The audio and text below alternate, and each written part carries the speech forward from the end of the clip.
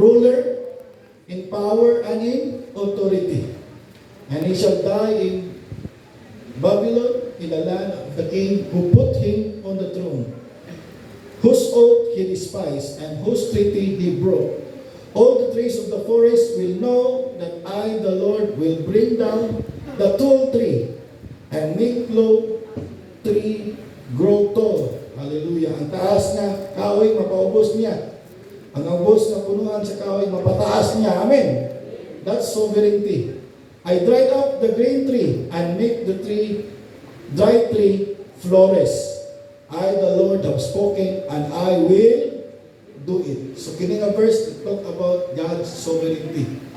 And ato nang i-reconcile about God's radical intervention na si Lord musulod sa human affairs, sa ato ang journey, sa atong kinabuhi, sa atong situation, circumstances, and that is we call radical intervention.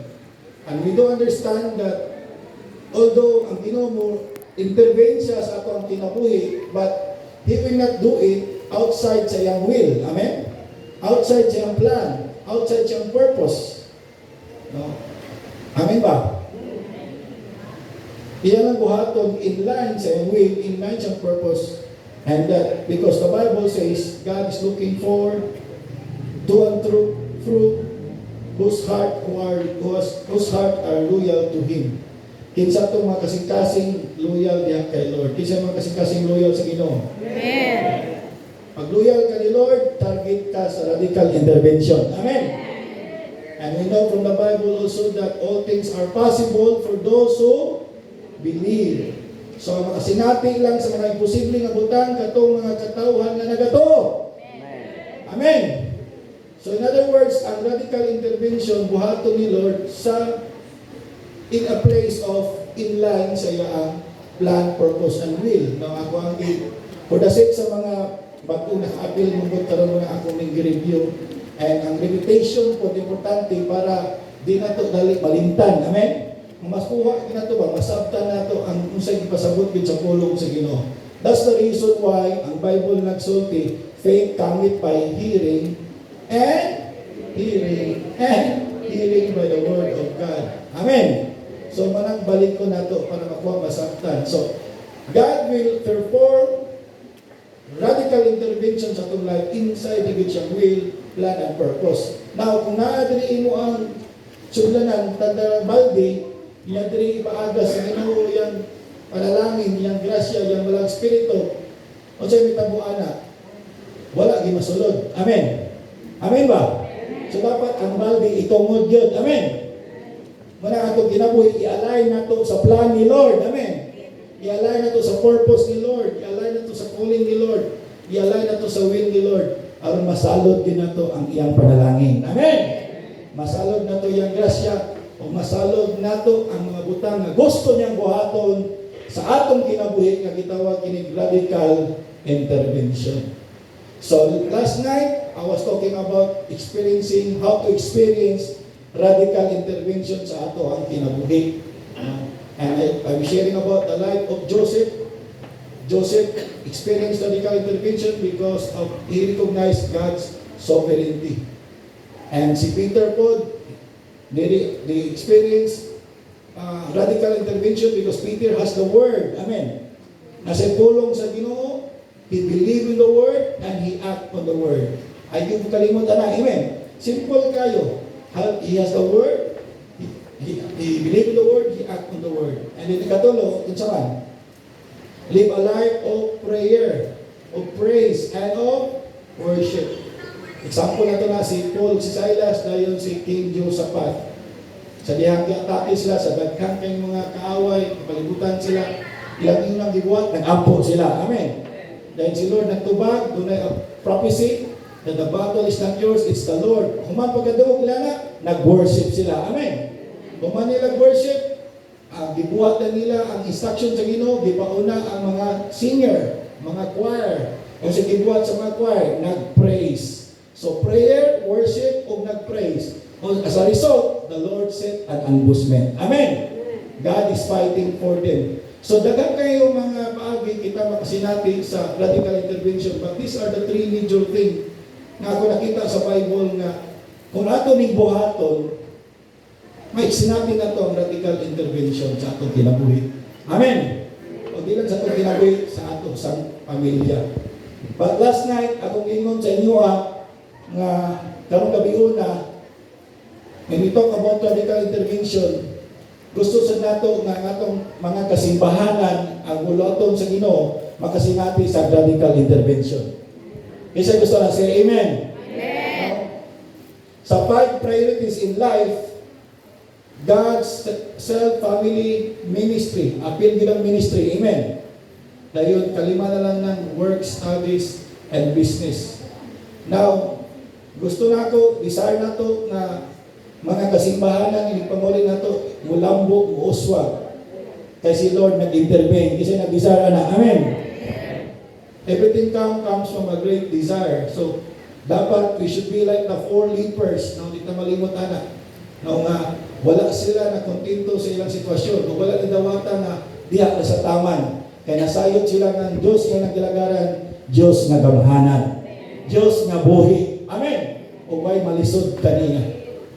So, therefore, having that understanding, dapat sa nga magkaroon po tagtinguha nga ang atong makasimbahanan, makasinati po radical intervention.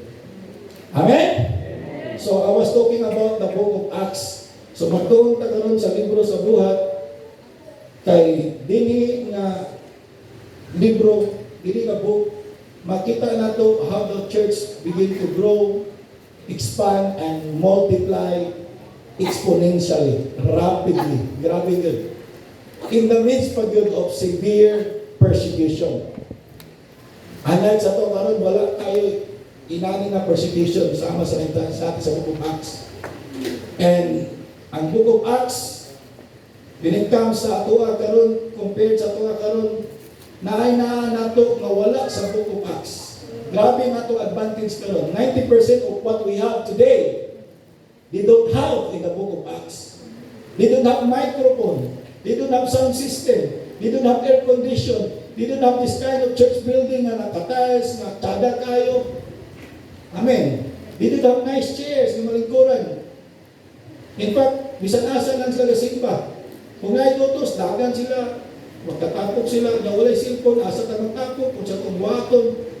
Grabe kayo ang advantage na ito karon. And yet, compare sa growth sa Book of Acts, kung karon, medyo nalayo ta. So, munang hinungdan nga dapat tunan na ito, kung saan nga sa Book of Acts nga wala na ito karon. Nga naman nga, ang naa na ito karon, wala sa ila and yet, kita, karon nga makasimbanan karon, wala kayo na kasi natin inanak ka panghitabo sama sa Book of Acts. Amen. Amen ba? Amen. And that is because of what we call radical intervention. The Book of Acts experienced radical intervention. Acts is called Acts. It's not the acts of men, it's the acts of the Holy Spirit pinagi sa mga tao. Amen.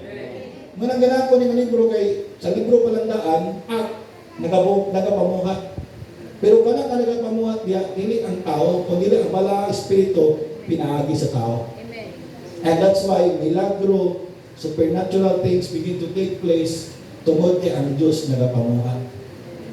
Pwede man gud karong panahon na ang simbahan naatanan. Tanan naa. Sada kay church building, sada kay sound system, sada kay aircon, sada kay tanan. Pero wala ang Ginoo. Mo na problema. Amen. Wala ang Holy Spirit. Kaya wala gi-recognize. Wala gi-acknowledge. And kung siya may tabuan, mahimo lang siyang social gathering. A church become a club. Why? There is no Holy Spirit. And if there is no Holy Spirit, there is no transformation. Amen. And if there is no Holy Spirit, there is no healing. There is no deliverance. Ang mga tao dili mausap, dili ka bago. Kaya di nakausap sa pagkagalingon. Dili tayo makapag-grow spiritually sa pagkagalingon. We need the Holy Spirit. And it's a tragedy that we depend on these physical, material things to let the church grow and expand. Well, in fact, we cannot grow the church unless the Holy Spirit moves. Amen. Unless the Holy Spirit intervene. So don't be take on kanang too much thinking on about material things that we need this. Kung ang simbahan no, sa Rokita, kung ang simbahan sa Rokita, sama lang, ang among simbahan, sama lang sa simbahan sa Rokita, mo grosod siguro mi. Kung among salog nakatiles lang, no, ang among salog nakatiles, tsada kay sound system niya na aircon, mo grow gina among church na. Dahil nung inana, even mga pastors, inana ilang thinking. They compare their church to other church. And they think that through this material change, the church begin to grow. Well, it will grow, but it will not last.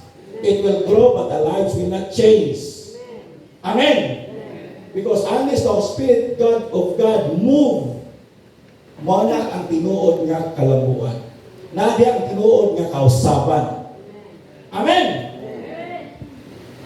So remember, Acts is the act of the Holy Spirit. It's not the act of men. And makita ni muna, mabasa ni muna, the reason why the church begin to grow in the midst of severe persecution. Grabe ang panlutos. Kita man mo si Saul, na himong Paul, but before sila ka-encounter, grabe. Kita siya kinsa itong asa itong nag-gather kayang lutuson. And yet, ang church became unstoppable. When you have the Holy Spirit, you are unstoppable. Amen. Amen. Amen. You're always moving forward. So ayaw pag ano na ng aircon, ayaw kung na kaya ng material thing. Salamat na anak, pero dili na mo key to grow. We need the Holy Spirit. Of course, when we have the Holy Spirit, when we have much people coming to our church kaya nag-grow man towards the Holy Spirit, makapalit ng aircon. Amen. Mapatsada na itong building. Amen. So focus on the Holy Spirit. Amen. Not on the building. Not on this microphone. Nice microphone. Ano ba na? Grabe. Kung makabaton nagsuha ng microphone. Ano ba ng microphone nun? Nag 35,000, nag 50,000. Anak kamahal. Grabe dito. Pagwalis nun ako, grabe yung anointing. Wala ang anointing sa microphone. Amen. Ang anointing nasa Holy Spirit. Hallelujah! Kung naalam ng internet, kusog tayo ang ma-spread din ang gospel. Sa among mga kasilinganan, sa among mga kuhan. No, dili na mo. Dili, it's not through social media. Amen. Amen. We need the Holy Spirit. Everybody say, we need the Holy Spirit. We need the Holy Spirit. In the Old Testament, be moved with the cloud moves. Amen. Be moved with the cloud. Dili sila move kung wala ang cloud nag-move. We need to move with the Holy Spirit. Dili ta magbuot-buot pagpadagan sa ministry. Ang ministry dili mo grow pinagi sa strategy sa tao. Ang ministry dili mo grow pinagi sa idea sa tao. Ang ministry mo grow pinagi sa work sa Holy Spirit. Amen. Can you say amen? Work in partnership with the Holy Spirit. Behind the scene of the book of Acts, miracles, healing, signs, and wonders is the Holy Spirit. Without the Holy Spirit, there is no healing.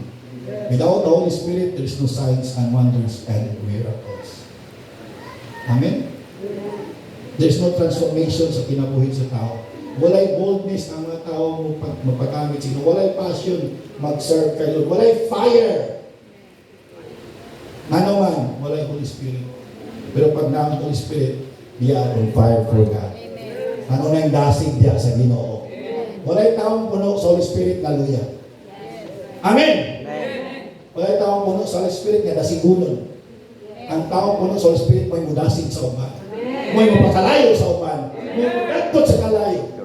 Tutok sa mataparan, makalayuan. Kaya ano man, puno sa Holy Spirit. That's the secret of church growth in the book of Acts. And so, ato ning isputan karon how the church, why the book of Acts